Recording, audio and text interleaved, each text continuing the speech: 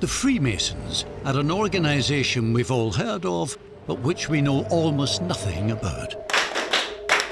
Ray, ray, ray! To some, it's a club full of funny handshakes and raised trouser legs. To others, it's a secret society with real power. There's still people who believe that there's a central group of 12 people somewhere who govern the whole world. Freemasons, the Jews and the Illuminati are all in this great big conspiracy together to rule the world. Cultic to say there's a Masonic significance even to 9/11. There, you go to your lodge meeting. They learned the secret arts of the Kabbalah. Metatron, there's various names for the angel in the whirlwind. But for many, it's just a club their grandfather was a member of, and they've no idea what he did there. That's their Bolton badge. That's my mark. In Scotland, the Masons have often been accused of being at the heart of the establishment. 50% of the police in this particular section in the Black Isle were Freemasons. Now, for the first time ever, the secret of Freemasons will let us see what really happens behind their closed doors. Good evening, Bill. Good evening, Master. And they've also agreed to crack open the safes and ledgers that hold their 400-year-old secrets.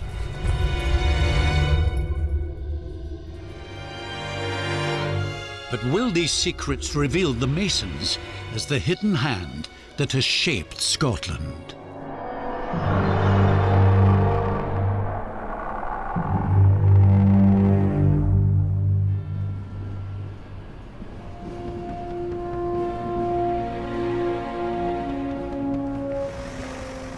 For a society shrouded in mystery, it may surprise many that the Scottish Freemasons' head office can be found in Edinburgh city centre, George Street.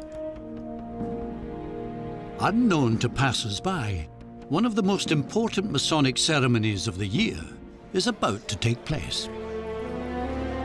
Today, the organisation will reinstall their top man, the Grand Master Mason. I'm Charles Ian Robert Woolridge Gordon of Esselmont, and I'm the 110th Grand Master from the Grand Lodge of Scotland. Have you met my Harry before? Yes, yes, but I think different sizes than that last time we met. Charles of Esselmont is one of a long line of aristocratic men to hold the top position. My father and my great-great-uncle were both past Grand Master Masons.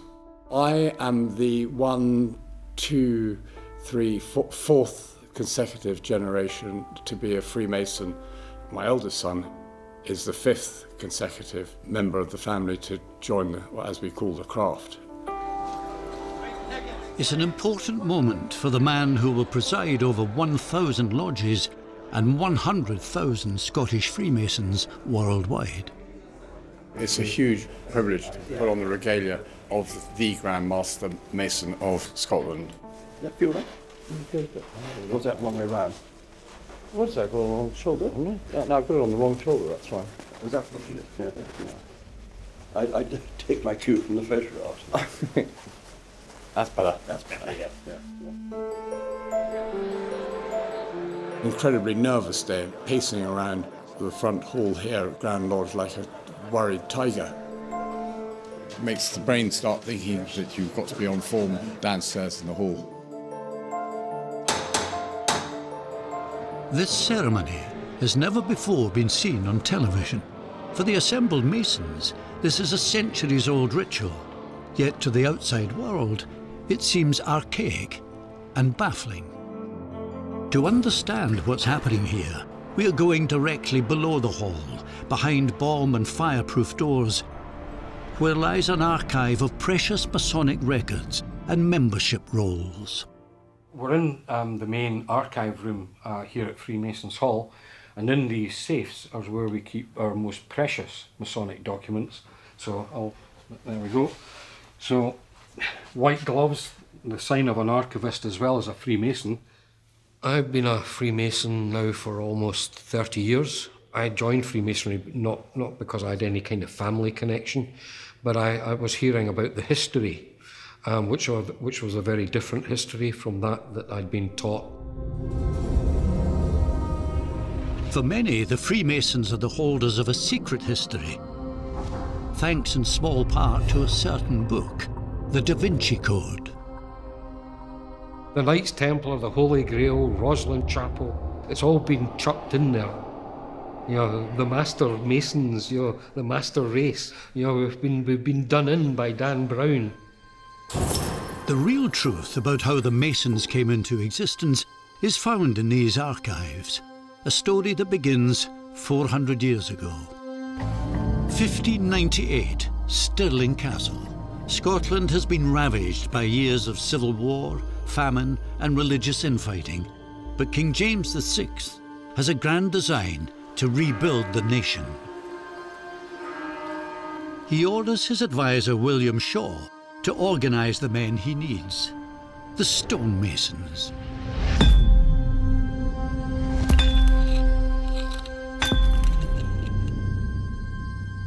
My name is Steve Murdoch. I'm a professor of history at the University of St Andrews, and I'm not a Freemason. Shaw is declared the Master of Works, so he's going to introduce a set of statutes, the first set 1598, the second set called the Second Shaw Statutes 1599, and these are regulations for the building trade, the people who do the building. And of course the people who do the building are the Masons. They're often seen as the founding documentation for Freemasonry in Scotland. Here we have, in fact, the oldest lodge minute book in the world, 9th day of January in the year of God 1598, and then it goes on to detail the admission of a man into this lodge. This is the first minute of the oldest lodge in the world, known as Lodge Aitchison's Haven, which was a small harbour just outside Prestonpans. If the king thought he could rebuild Scotland, then his workers, the stonemasons, thought they could build something of their own. Groups got together, almost like a proto-trade union. The stonemasons were a wee bit different in the sense that they were protecting what essentially is trade secrets. Their techniques that they employed in order to build castles and what have you was the secret that they passed from generation to generation of stonemasons. To identify themselves as skilled and proud stonemasons, they developed a greeting that has made them infamous, the Masonic handshake. The handshakes are a way of identifying one to another, especially when they had to move around Scotland looking for work. If you went to a place where you weren't known, you had to have some kind of proof that you were able to build and work on a construction site. The period we're dealing with here in Scotland is a time when ritual has largely been taken out of the church. Without ritual, humans find it quite difficult to function. And many people will seek belonging by becoming part of a club, a society. It could be Freemasonry. It could be a different club altogether. The act of joining the Masons soon involved another notorious ritual. The rolled up trouser leg, the one that gives us the most trouble. What it means is that your skin touches the lodge, if you like. So there's a physical contact between you and the lodge. And this is a bond that should never be broken. So it's just a very old and peculiar way of emphasising the fact that you have entered an organisation that you're never going to renege on. Although the Freemasons are happy to talk about some things, the details of the initiation ceremonies have always been kept secret, and that is the point. I've taken an oath that I will not tell anyone about what goes on within a Masonic lodge. What happens behind closed doors is, for them, an unforgettable experience. I still remember very well the first time I was brought into this building, and into this lodge room in particular, to be admitted a Mason.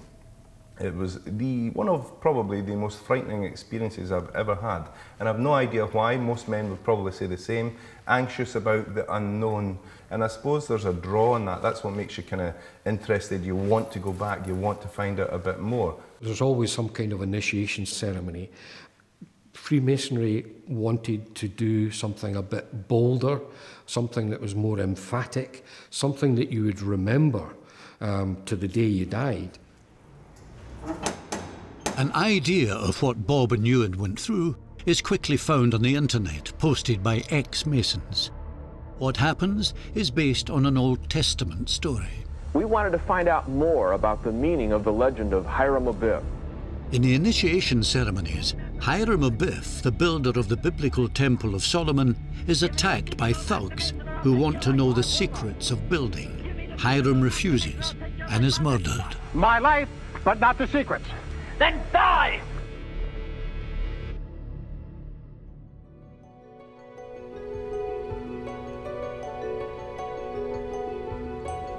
Hidden meanings are still at the heart of what Freemasons believe today.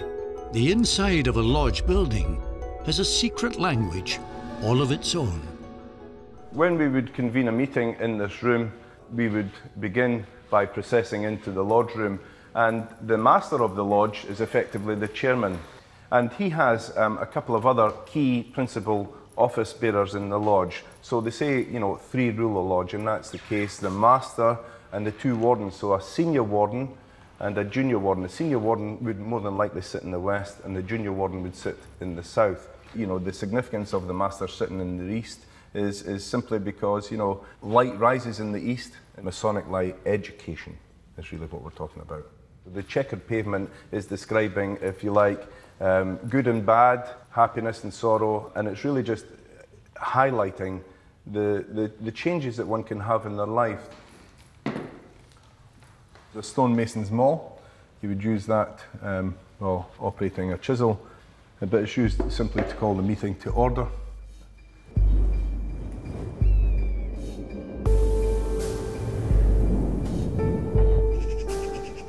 Stonemasons had organised their lodges to rebuild the castles of Scotland. But from these buildings came a bigger vision. They took their intimate knowledge of the craft of stonemasonry, used it to try and make sense of the world around them by looking at the buildings. A building would only stand if it was built properly, so that was the same for their lives. They had to build themselves morally upright, morally true. With the stonemasons believing they had found a way to lead a better life, the appeal of the lodges soon grew. Although this is exclusively for stonemasons, people, being people, are very curious as to what's going on inside this kind of semi-secret outfit, and they ask to become a member. And so people like me join this lodge, which is predominantly stonemasons, but over time there's more and more people who are not stonemasons admitted to lodges such as this. And here you have Sir Robert Murray in 1641. He comes along, he doesn't work on a building site during the day, but he joins the stonemasons in the lodge in the evening and does just what they are doing. So if he's a Freemason, they must also be Freemasons. This was the moment when the stonemasons became the Freemasons, and it happened right here in Scotland in 1641. Freemasonry is as Scottish as tartan, whisky and shortbread. In Mary's Lodge, Edinburgh, Freemasons still meet to honour Sir Robert Murray. Brethren, won't keep you long. We'll try and get started as swiftly as we possibly can. Most of our members are pretty familiar with the Lodge and Sir Robert Murray. Robert Murray was a great thinking man. He was interested in all things science, but he had a particular flair for his admission to the Freemasons. I'm Dr. Patricia Farrer, and I'm president of the British Society for the History of Science, and I'm not a Freemason. Sir Robert Murray, he's a very interesting character. He was doing stuff about agriculture, he was very interested in whale hunting, he was interested in wood, and a lot of the people who were involved in early Freemasonry were involved in subjects like navigation, astronomy, surveying, all those sort of practical crafts and skills. To Murray, God was a grand architect who had used geometry to build a world that was beautifully designed. A lot of early Freemasons used the term the great architect of the universe rather than refer specifically to God as such. And so that's the Masonic terminology that we use even today. Robert Morey is not only a founder of Freemasonry. In 1660, he took his passion for the hidden laws of the natural world to the new king. He was a very strong supporter of King Charles II, so one of the things he persuaded the king to do was set up a society and give it a royal charter. This was no ordinary society. The Royal Society was the birthplace of modern science. From here, great discoveries, like those of Sir Isaac Newton and Charles Darwin, would be supported. And it was the Freemason Sir Robert Morey who played the crucial role in making the Royal Society a reality. My name is Keith Moore. I'm the librarian at the Royal Society, and I'm not a Freemason. You can see here that the second meeting, which is in December 1660, begins. This day, Sir Robert Murray brought in word from the court that the king had been acquainted with the design of this meeting, and he did well approve of it, and would be ready to give an encouragement to it. And here we have possibly my favourite manuscript of some of Morris' science, the measure of a herring caught upon the coast of Scotland. So here we have the last remains of a Scottish fish from 1663. To men like Morey, if God's grand design can be seen in nature, then it can be seen in men too. Men were not meant to compete. They were meant to work together in harmony. They were meant to work in brotherhood.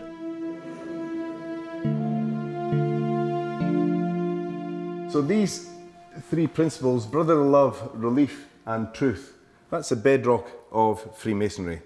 They've been in place since Robert Murray became a member and are still very much in place today. Other things might alter in the organisation, but our basic principles, our basic tenets will never change. And Robert Murray developed that. By the latter part of the 18th century, Freemasonry has spread like wildfire across Scotland and England. In the farming heartlands of Ayrshire, it catches the attention of a low-born farmer ambitious for greater things. Robert Burns, Scotland's favourite son. This here is a Lodge Bible. It was bought by Robert Burns with the Lodge's money. And here it is. Here's the book from 1781, July the 4th, and it quite simply says, Robert Burns, Lochley, entered an apprentice. As secretary of the Lodge, I'd take the minutes, the same as back in the day, Burns took minutes in his own hand. So you've got to record every meeting and what took place. The Tarbolton Lodge in Ayrshire has met every second Friday, just as it has done for the past 250 years. I bring all the Burns minute books out, the mallet. If you look up there, you'll see the years he was Deputy Master, from 1784 till 1788. For today's Masons in Tarbolton, Burns remains an inspiration. There we go, Robert Burns. I joined when I was 18, 3 years ago. People go out on the night out, get drunk, and other than that, it doesn't appeal to me much anymore. It says I would rather come here. So far, it's nothing bad for me. I love every time I'm here. I love Tarbolton the Lodge. I love Robert Burns, history of Burns, and this was his mother lodge. I mean, we were the same age roughly when he joined, and if you're younger and you come into an organisation where there's maybe people older than you learn about life and wisdom for older guys, and that helped Burns, helped me as well. My name is Jerry Carruthers. I'm Francis Hutchison Chair of Literature at the University of Glasgow, and I am not now, nor have I ever been, a Freemason.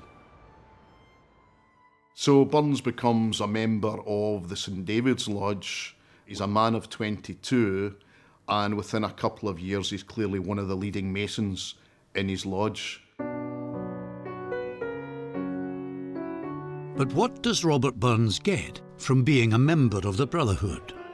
One of the attractions of Freemasonry for Burns, it's a place where he can go and be treated as an equal, and indeed speak to people who are higher up in rank, sometimes lower down in rank, in a country where he and many other people don't have the vote. So Freemasonry is a great egalitarian platform.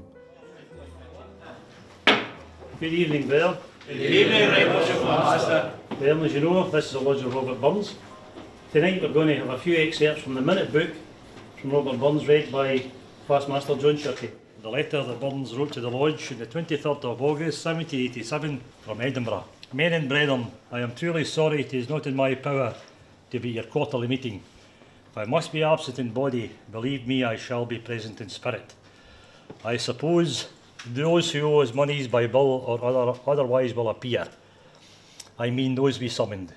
If you please, I wish you would delay prosecuting defaulters till I come home. Farewell. Within your dear mansion may waver contention, nor withered envy near enter. May secrecy round be the mystical bound, and brother love be the centre. Robert Burns. That's a minute's Right Worshipful Master.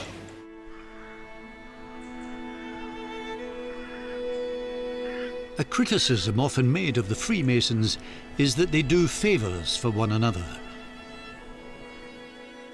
And for Burns' career, that's exactly what happens. When it looks like hard times may force him to leave Scotland, it's the Brotherhood that rallies round to save him.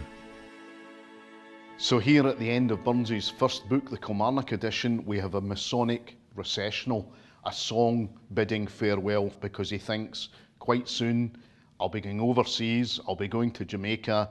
There are 612 copies of that book printed in 1786, and 2/3 of the subscriptions are taken up by Freemasons. May freedom, harmony and love unite you in the grand design, beneath the omniscient eye above, the glorious architect divine. This is Burns using his Freemasonic vocabulary, showing that he's one of the Freemasonic boys. If the brothers and Eyre helped to make his first book of poems a success, then others from around Scotland would thrust him to national attention.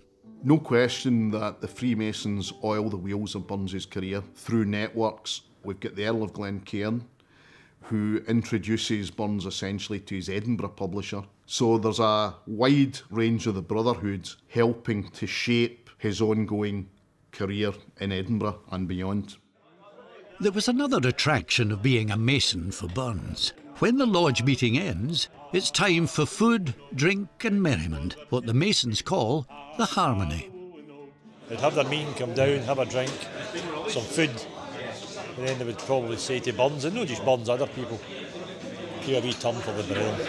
Therefore on this poverty that hangs his head and all that, the coward slave we pass him by, we dare be poor for all that.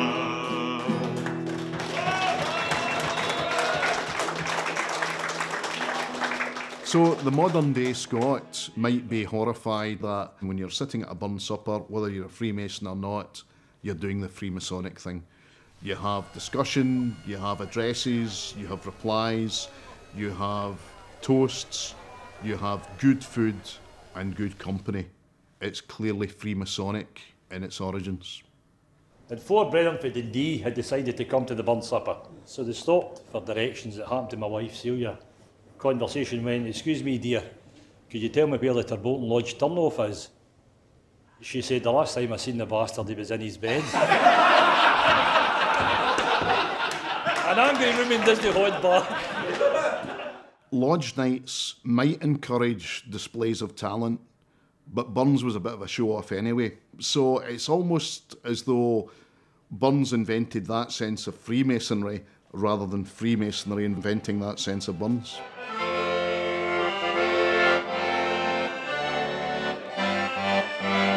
This is what it's all about. You see these guys here, all enjoying themselves. This is what Masonry is about. Not just what you hear out in the street about Masons do this and Masons do that. Masons enjoy company.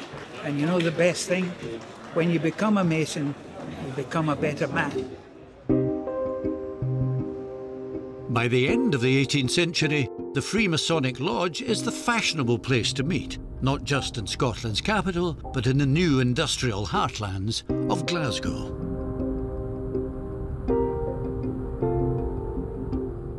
In the archives, research reveals tantalising new details of the men joining one Glasgow lodge. Until 5-10 years ago, we didn't know half of what we've got here. We've only started to organise it now. And when we start investigating what we have, we find that some of it is incredibly important for Scottish history. Some of the stuff that we're coming across, we can reveal for the first time. So Glasgow Royal Arch, page 103. The first part of the book is for charters, given to lodges, by the way. But there's quite a few names in here. And as we know, this was very definitely the lodge of James Watt, the engineer. This would have been a very exciting lodge to become a member of. You know, you've got people like James Watt floating around. Now, if you want to be part of society in a more meaningful way, then the Masonic Lodge was very definitely one of the places to go. For James Watt, joining the Freemasons is a smart career move. Struggling to develop his ideas, it is connections made in the lodge that helps him build the steam engine that goes on to change the world. James Watt joined. He had a lot of friends, people, particularly professors with whom he wanted to ingratiate himself. They belonged to the Masons, so it would be in his interest to join this society where he could meet influential people and they would come to accept him as one of their own because he belonged to the same club. He belonged to the Freemasons Club. And there must have been a lot of people, unfortunately, who were extremely good at the job, but just weren't lucky enough to get noticed. I imagine there were all sorts of potential James Watts. We know there was a lot of tobacco lords that were members of the lodge in Glasgow. Lots of the Lord Provosts of Glasgow were members there. And so the belief was that this was the only lodge of the intelligentsia, or the movers and shakers of Glasgow. Is your Enlightenment man a Freemason, or is your Freemason a man of the Enlightenment? The answer is these two things operate together, and they operate in that same 18th century European culture where we're fed up of a past that is religiously torn and violent, and we now want something much more general, a general kind of Christianity that isn't so doctrinaire, and that's something that you get in both Freemasonry and Enlightenment. If Freemasonry was fueling the Enlightenment in Scotland, then half a world away would see it built into the very foundations of a nation, the United Masonic States of America. Around 2 million of the world's Masons live here. In Washington, D.C., they're gathering to install the Grand Master with typical American razzmatazz. So I'm the Director of Communications for the Grand Lodge. Because you know what I was looking forward to is more running. Let's go this way. Tell guys that they can come out here and sign for their jewels and get them now. Okay. So, okay? Palmer, Grand Organist.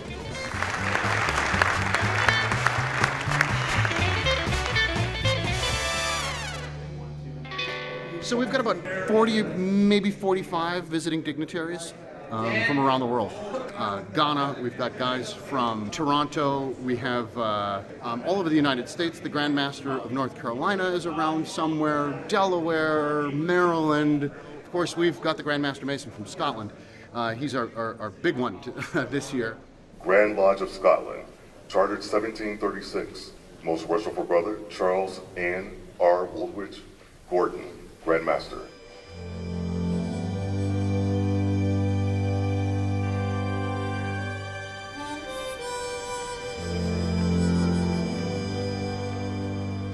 The Scottish Masonic connection is prized in America.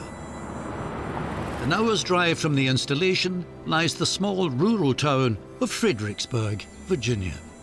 This is the Scottish Charter of 1758. Daniel Campbell was the first master of this lodge.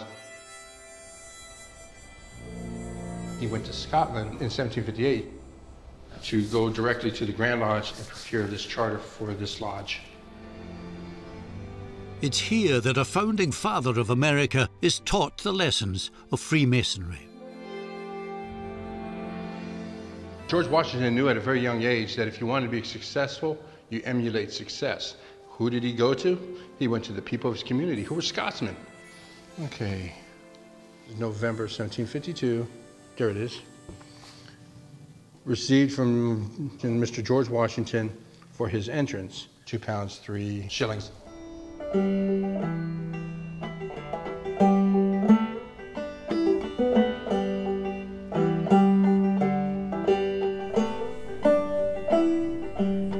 Washington believed that the lessons learned in the lodge could be applied to the principles of a new republic. The Masonic Lodge in the 1700s becomes an incubator, becomes a model society, becomes a scientific experiment itself. That is, can men, 40 or 50 or 60 men in a lodge, actually govern themselves? Freemasonry set itself up as a model of what a perfect society could be. The United States is that writ large. The great dream for George Washington was that the new nation would wash away the divisions of class and religion that existed in Britain.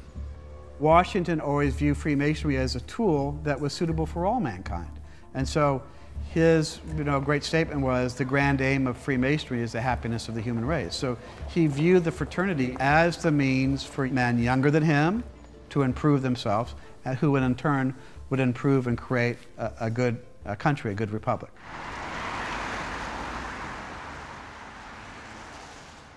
At the installation in Washington, the guest of honour, the Grand Master of Scotland, and his deputy, Ramsay McGee, are experiencing an openness not seen in Scottish Freemasonry. Friends and family are present, and that means women. I gather that the installation of the actual Grand Master will take place in a private room upstairs, and then we will come down to the main hall where the remaining office bearers will be invested rather than installed, because you probably noticed that there are ladies present, and certainly in Scotland and many other constitutions, ladies are not present. It's a privilege for Master Masons. I'm sure they think it's very good, and I'm sure we'll find it very interesting. Yeah. We get criticised at times because we're men only, but I firmly believe that there are times when men need to be with men, there's times when women need to be with women. And I think if we are tolerant of that fact, then Freemasonry provides the ideal outlet for men. And my wife, for example, is heavily involved in the Scottish Women's Rural Institute, and that provides a perfect platform for the women to be involved in. Exclusion of women is a fact for Scottish Freemasonry, and it's not one they intend on changing. Grand Lodge of Scotland, Rebecca speaking. How can I help you? But they do have a network of female employees helping to ensure the smooth running of the organisation. I read into the history on Freemasonry when I was coming for the job because I knew nothing about it. And I knew, because I was Irish, that maybe there's, be a few problems here. Not at all. The fact that it's men only makes it even more unique. They all look after each other, and I feel that. I think it's lovely. Apparently in the past there was male reception, in reception, so we're the latter. So we've tweaked a few things here and there, but nobody's said anything, so must be okay. Back in America, brotherly love has also proved difficult to achieve. Racism forced African Americans to set up their own lodges, named after their founder, Prince Hall. Brotherly love, it seems, can only go so far. There's still some states where, if you're African American, it may be hard to join a lodge, or more prohibited rather. Prince Hall is predominantly African American, although you have men of other races that are part of Prince Hall. But then you also have, I guess, like your mainstream Masonry also, which has a lot of African Americans in it as well. It's not recognized by every state, but it's getting there. Times are changing. As a slave owner, George Washington found the failings in American Freemasonry easy to overlook. But just as he was finishing his presidency, a Scottish Freemason launched a devastating attack on the Brotherhood. So this is a book by John Robison, who at that time was Professor of Natural Philosophy at Edinburgh University. We're talking about 1798. And it's quite a long title. Proofs of a Conspiracy Against All the Religions and Governments of Europe, carried on in the secret meetings of Freemasons, Illuminati and reading societies. The Illuminati were openly atheist and wanted a rational world run by science.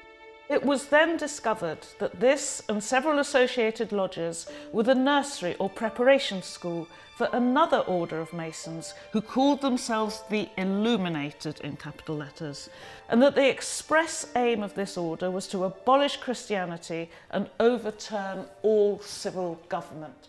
John Robison was himself a Freemason, and what he's objecting to is that these other Freemasons, these Freemasons from abroad, from France and from Germany, have infiltrated his own Scottish Masonic society and perverted what its original aims were.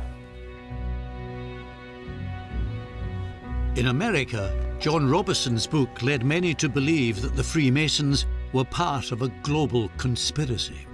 They're attacked in the late 1820s and 1830s because they're accused of either being amoral, political, or atheistic without being Christian.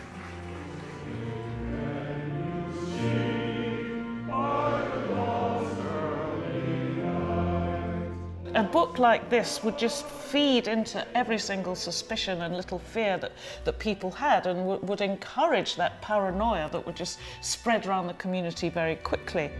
There was an actual political party called the Anti-Masonic Party that ran candidates for mayor and governor and U.S. senator and for president of the United States with the sole purpose to destroy Freemasonry.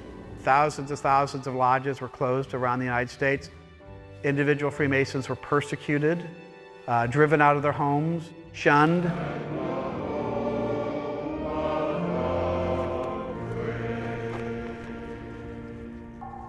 This wasn't the first time Freemasonry had been attacked. It was part of a story that started 100 years before in Europe. We have a situation where it becomes a victim of its own success. It seemed to challenge many of the institutions, particularly the church, and the first papal bull against Freemasonry was issued in 1738. Probably because of the element of secrecy that was not liked. The papal bull was a public decree issued by Pope Clement XII, banning Catholics from becoming Masons and excommunicating any that joined, declaring there can be no secrets in the confession box, but the ban would ultimately fail. When you look at the countries where Freemasonry exists, countries like Italy, Brazil, Spain, Portugal, the Philippines, these are countries that are not naturally Protestant. They're a different denomination, but there are members, Freemasons who are members in all these countries, and approximately 5 million, 7 million Freemasons all over the world. I think a very large proportion of them will be members of the Roman Catholic Church. What has remained constant is that in whatever country, whatever period, Freemasons are seen as a threat, never more so than in the 20th century. We'll never be able to call this country our own until it's a country without. Without what? Without Negroes, without alien foreigners, without Catholics, without Freemasons. You know Masons? What's wrong with the Masons? I'm a Mason. Hey, that fella's talking about me. By the 1950s, 40% of American presidents, 13 out of 33, had been Freemasons, a statistic that made them a target for resentment. These are your enemies. These are the people who are trying to take over our country. Everything that was created, all the literature, all the charges, all the fantasies that were created in the anti-Masonic period in the 1820s and 30s continue to this day. I still have the occasional visitor who doesn't know anything about Freemasonry. They make a clever joke or they make some sort of statement about devil worshipping, but they forget that people who believe the lies, people like the Nazis or the communists who killed Freemasons, rounded them up and put them in concentration camps. In Germany, we have no place for secret societies. There will be only one society, and that is the Nazi Party. Adolf Hitler said only 3 systems of government were strong enough to rule the world: fascism, the Catholic Church, and Freemasonry.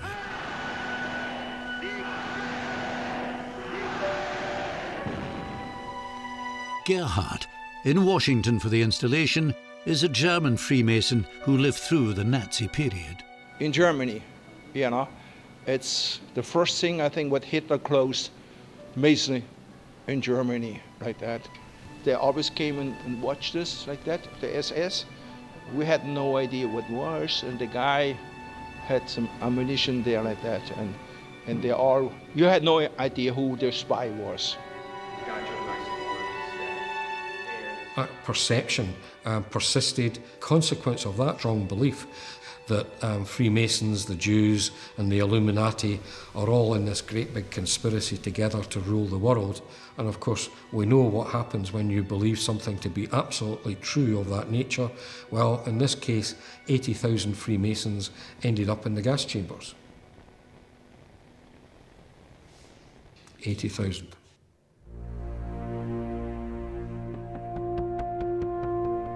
In Scotland, far from being persecuted, as this film shows, Freemasons were invited to the opening of public buildings to bless the foundation stone. Freemasonry here was regarded as the ultra-respectable conservative club for gentlemen. We had huge influxes of people, ordinary working people, but quite a large number of the good and the great, as they say. In 1920, 54,000 men in Scotland joined Freemasonry. That's the population of Kilmarnock. And no doubt that that was detrimental to us because it looked like we were everywhere. And they were everywhere. In 1920, 1 in 10 Scottish men were Freemasons, the highest percentage of anywhere in the world. But today, the numbers are very different. Lodges throughout Scotland are struggling to attract new members. To combat this, one of the oldest, St David's in the heart of Edinburgh, now calls itself a university lodge. The Lodge St David's started to fail, just an ageing membership, and as a means to try and bring in some new members, we redesignated it as a university scheme lodge, which allowed us to engage with students. I was just looking at the at my schedule here. So we have a ballot for 2 new members, so that's 2 more people who want to join the lodge, which is always good for us, for the University Lodge, because we want to have more and more people join in. One of the basic tenets we have for Freemasonry is taking good men and making them better. So an individual who joins Freemasonry we would refer to as a rough ashlar. So a stone which is roughly formed but would not make a stable building if it were used. So what we're using is the teachings within Freemasonry to make that individual a better person, going from a rough ashlar to a smooth ashlar. The analogy of a building which is going to stand, we're building individuals who can go out into society and make it better. So where are you from? I'm from the Borders, Lodda. Oh, okay. Both my grandparents were involved in the Masons, one of which was a past master in a lodge in the Borders in Stow. And my other grandfather, he was a marked Mason, and they both kind of not really pushed me towards it, but they both spoke to me more than my brother. So I kind of felt that, you know, maybe this is some form of kind of family history to be delving into, as well as the history of the Masons themselves. So how does a 21st century man join a 17th century organisation? Well, it takes a year to join, and today 2 candidates are at the final stage. We don't recruit, we don't wave application forms about. We expect people to ask if they can join. And if they ask to join, they're already taking the first step towards becoming a Freemason. Because I don't really know any other peers who are involved in the Masons, then I've sent an email, and over the course of a year I've been meeting up with some people, one of which was a past master, just for a couple of beers. A lot of my friends, they do like to go out and talk about football. I don't really have any interest in football. We've just gone to kind of fork roads in our lives where we've chosen different paths. I met with the secretary and the master, so they were kind of the persons, the gentlemen who kind of vouched that I'm, you know, a good candidate. And I'm not sure about you, but I've already had the Commission of Inquiry, which is basically an interview with a group of 4 people where they sit down and, you know, they go through questions if you've had any criminal record or any blemishes in your past that might inhibit you from actually joining up in the first place, and just to get a bit more of an idea about you. A lot of people in my generation are very involved with social media. Certainly I'm one that's involved in those things too, but I'm also someone that's perhaps more drawn to something more traditional. And Freemasonry, alongside all those other things, offers me a more traditional aspect that I can pursue in my life. Inside the lodge room, the members are deciding whether or not to admit Sandy and Callan. Please be seated, brother. Sandy knows a lot of his mates think joining the lodge is something they'd never do. Definitely some stigma attached to it. A lot of my friends, they see the donkey thing, you know, that what you're doing, you're rolling up your trouser legs, you're going to have it ride a donkey backwards. And from what I've seen at our lodge, it's a very multicultural lodge. And it's open to people who are homosexual, it's open to people who believe in many different religions. Meeting over, the prospective Masons mix with the lodge members. For the new generation, the attractions of the Brotherhood seem different from what's seen as the traditional benefits of being a Freemason. I mean, I work in a very female-dominated environment. I work with people with disabilities in a school. So for me, it's definitely not about moving up the ladder. It's not about making contacts that I can eventually become some CEO or whatever. It's not about that for me. They are willing to bring, even someone like me who's a foreign person, to bring them and sit them at the table with them and just like have a really honest conversation and really try to connect with the other person. I was definitely impressed by that. I've heard this before, that people only become Freemasons in order to get a leg up the greasy pole. That's not what Freemasonry intends to do. There's quite possibly the occasion where people have got together within Freemasonry with the intent of doing that, but that is not the purpose of Freemasonry. I invite you to charge your glasses, be upstanding and join me in the first toast. The Queen. The Queen.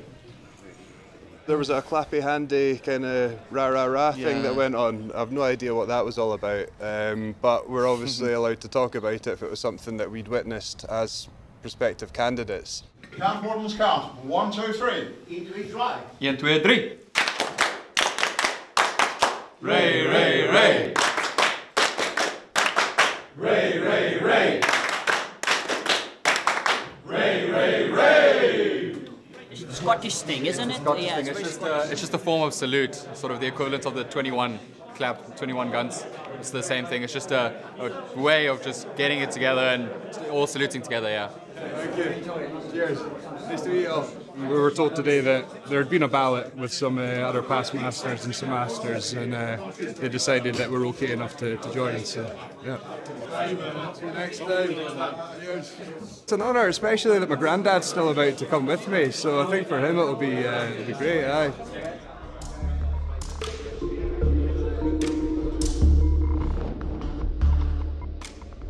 One part of Scottish life traditionally associated with membership of the Masons is the police.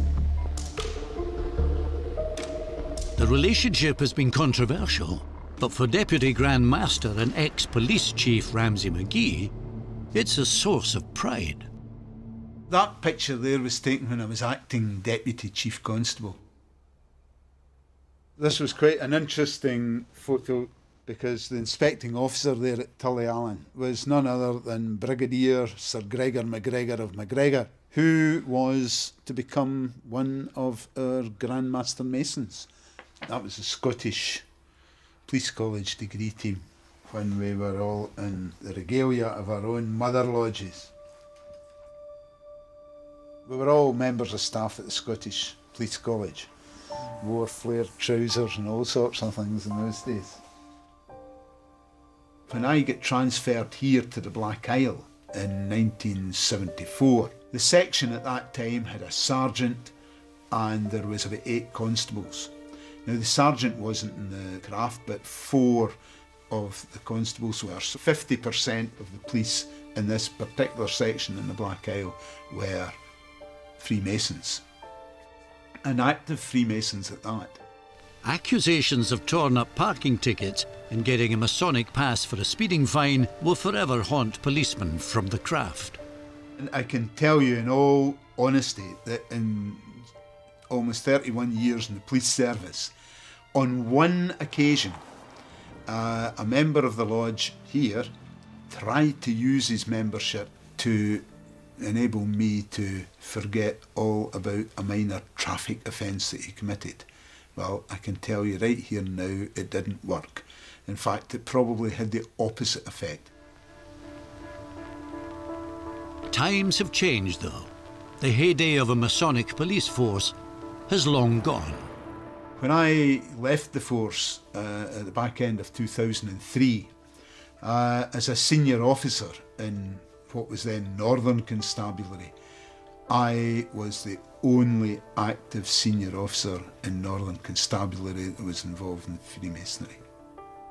I don't see any conflict at all between being a police officer and being a Freemason. I could argue that all police officers should join Freemasonry. It would make them, a lot of them, far better men. Ramsey's love of the lodge is clear, and he has a vision to make it a stronger force once again.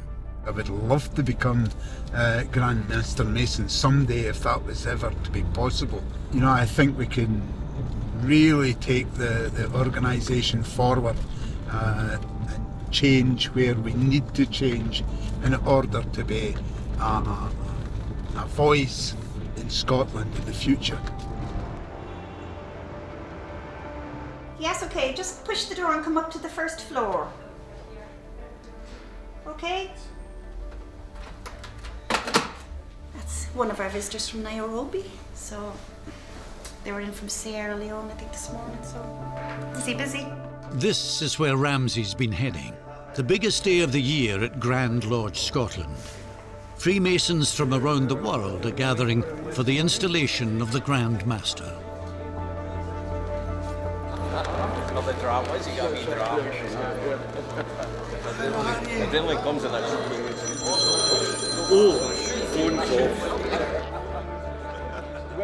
In its Edinburgh headquarters, Ramsey McGee is only too aware that he's Deputy Grand Master of a 400-year-old organisation, one that's played its part in shaping Scottish history.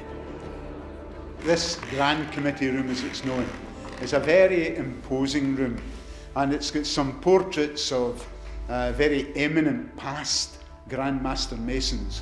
And over on this side, we've got William St Clair, who was the first Grand Master in Scottish Freemasonry, St Clair of Roslin. And up here is the Duke of Atholl. He is from Perthshire and he passes castle every other day.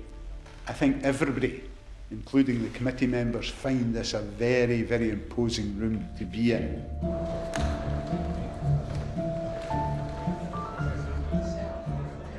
Although numbers have fallen, the installation is a reminder of just how far-reaching Freemasonry remains. We're very, very proud that Scottish Freemasonry is all over the globe.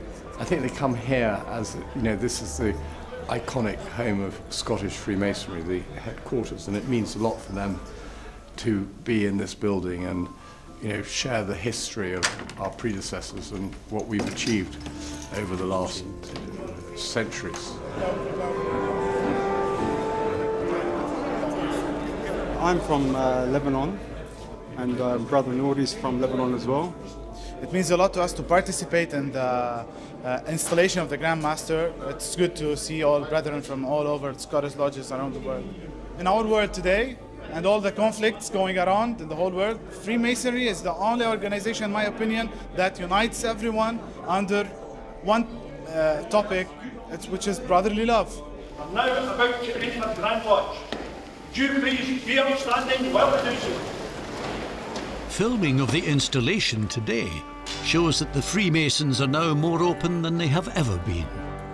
But have they left it too late? With falling numbers, lodges closing, has Scottish Freemasonry reached the end of its journey? And what of its legacy?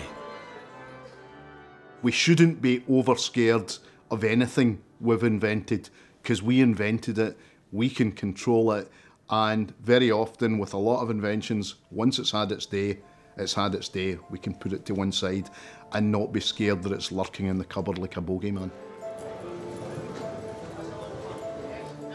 I think we're very lucky to be around now and to still enjoy a very old, established, respected organisation like Freemasonry, and in particular in Scotland.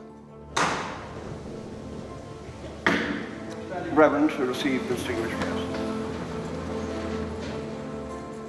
The influence of the Freemasons is probably emphasised in retrospect because it is such an appealing story. It doesn't necessarily mean that their social significance was enormous at the time. I have never regretted a single solitary moment of the time spent in Freemasonry. It has been absolutely tremendous in many, many ways.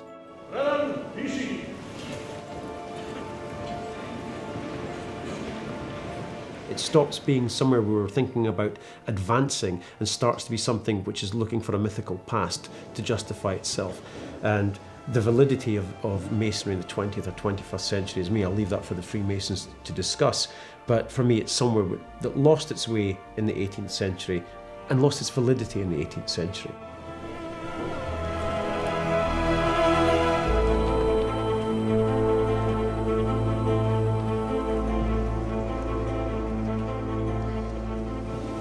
Right, Washington Stalling Grand Master, I have the honour to present Brother Charles Ian Robert Woolridge Gordon of Esselman on his election as Most Worshipful Grand Master Mason. From royal beginnings to a brotherhood of man, from great thinkers to a national poet, after centuries of influencing Scottish society, are the Freemasons still seen by the rest of us as being defined by one thing, their secrecy? People ask me, are you a secret society? And I come up with a rather glib answer, no, we're not a secret society, we're a society with secrets. Would I change anything? Well, in terms of the outside world, I think we might have been a bit more open earlier, but we can't, that's water under the bridge, so we can't do that now. If the BBC could now leave.